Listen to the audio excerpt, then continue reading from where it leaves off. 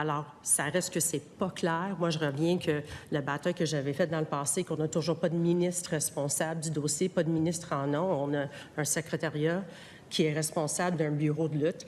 Moi, je trouve ça désolant. Je sais que je ne suis pas le seul, mais ça reste que c'est vraiment flou, puis c'est des enjeux qui prennent de l'ampleur. Alors, quand je pose la question, c'est parce que c'est la question de plusieurs membres de la communauté qui se sentent abandonnés, préoccupés, beaucoup de stress, beaucoup d'anxiété. Je sais que ça, vous le savez déjà, mais de savoir qu'on a quand même un pilier au sein du gouvernement qui va être là pour aller au bat pour nous, ça, c'est quelque chose qui est important.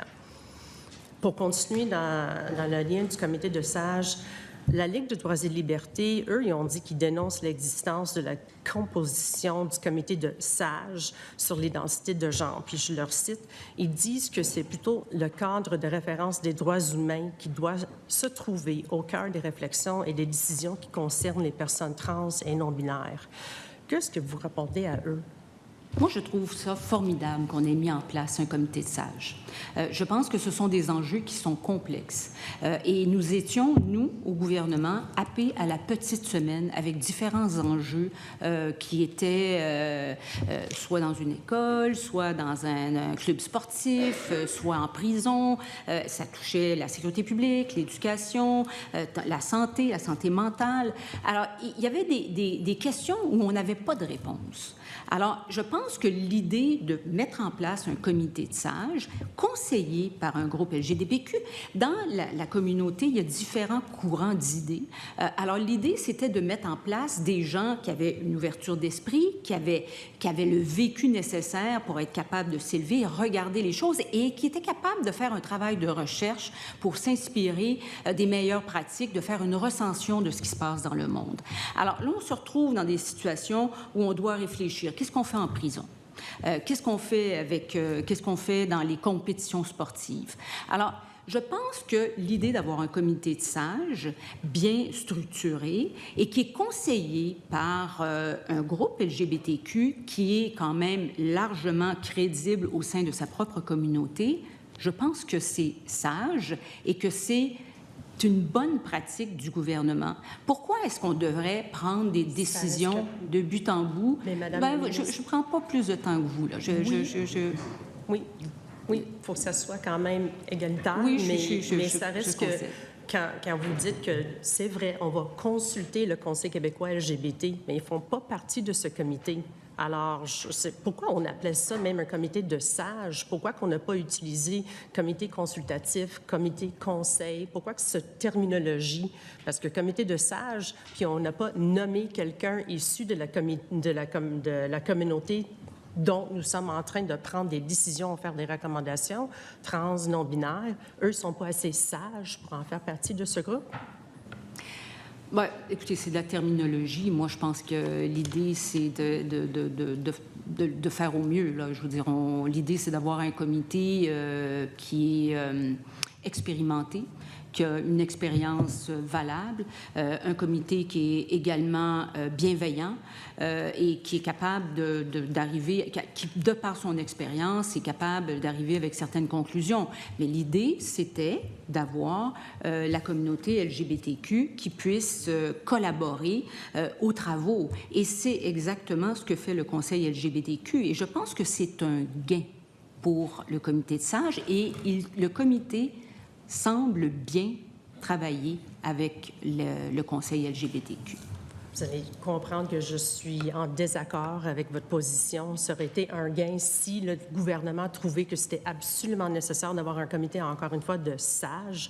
On a quand même des personnes sages issues de la communauté qui auront pu siéger, Martin Blais, Anne Pulin sans façon. On a quand même des grandes têtes, des gens qui auront pu assister puis contribuer pleinement à ce comité que moi, je pense, n'est pas nécessaire. Les parlementaires se sont déjà légifériés en ce qui concerne les droits de la communauté. Alors, on prend un pas de recul que je comprends vraiment pas avec un titre d'un comité que, encore une fois, je comprends pas. Puis j'ajoute qu'il y a autre chose que je comprends pas parce que j'ai quand même allé regarder dans le SAO, dans les engagements financiers pour les contrats de sages. C'est 3 contrats de gré à gré, 3 salaires combinés qui s'élèvent à 348 000 $. Ça, c'est l'équivalent du financement qui aurait été nécessaire pour une autre année Pour Interligne, pour les services d'aide de renseignement, le service d'appel de nuit, c'est ça qui finance 1 an si jamais on a besoin d'aller au-delà, si jamais il y a un besoin. Diane Lavallée va gagner 119 600 $, Patrick Taillon, 114 200 $, Jean-Bernard Trudeau, 114 200 $. Est-ce que vous êtes d'accord avec ces montants? Madame la députée de Westmount-Saint-Louis, je pense que vous étiez sur les crédits du ministère de la Famille. Est-ce que oui? Alors, c'est au ministère de la Famille qu'il faut poser ces questions sur la question de l'ensemble des contrats. Avec ces montants? Écoutez, je pense que moi, je suis prête à défendre mes crédits à moi au Bureau de lutte contre l'homophobie et la transphobie. La Famille va le faire. Bon, vous avez aussi parlé de Interligne, oui, de la ligne téléphonique Interligne. Là-dessus, ça, c'est moi. Ça, c'est mes crédits à moi.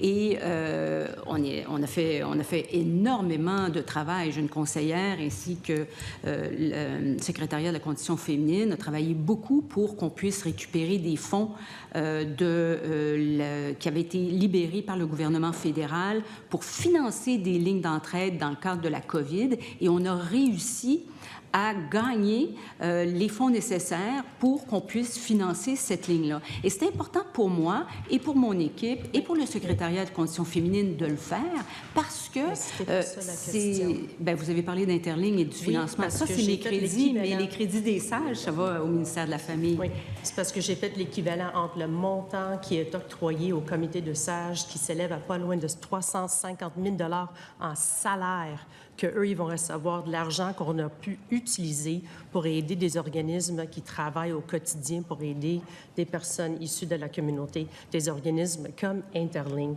C'est de l'argent qui pourra financer 1 année de ce qu'ils font, qui est essentiel en ce qui concerne une ligne d'écoute. C'est un exemple. Alors, la question de si vous êtes d'accord avec les montants, ça se relève à vous parce que vous êtes quand même la personne responsable de le budget qui est octroyé aux organismes. Alors, c'est de l'argent du gouvernement quand on fait face à un déficit important de 11 milliards de dollars. C'est de l'argent qu'on est en train de détourner à un groupe qu'on aurait pu donner aux organismes qui sont en grand besoin. Puis quand je me parle des montants qu'ils vont recevoir, comme le 119 000 $ qui va être octroyé à Mme Lavallée, je peux faire la comparaison. Un prof aujourd'hui, au top de l'échelle, ne gagne pas plus que 109 000 $. J'essaie d'avoir une explication de pourquoi vous ne vous êtes pas battu pour garder cet argent pour donner aux organismes communautaires. Bon, d'abord, c'est pas mon argent à moi, mais deuxièmement, je vais vous dire, je trouve ça vraiment intéressant, votre ligne de questions, parce que quand même, ça fait quelques minutes qu'on vient de commencer notre séance, et vous me demandez de commenter les dépenses du ministère de la Famille, alors que vous étiez sur l'étude des crédits, vous aviez tout le loisir de poser ces questions-là. En même temps, vous me dites, votre responsabilité sur le comité de sages, et je vous dis, ça touche l'ensemble du gouvernement.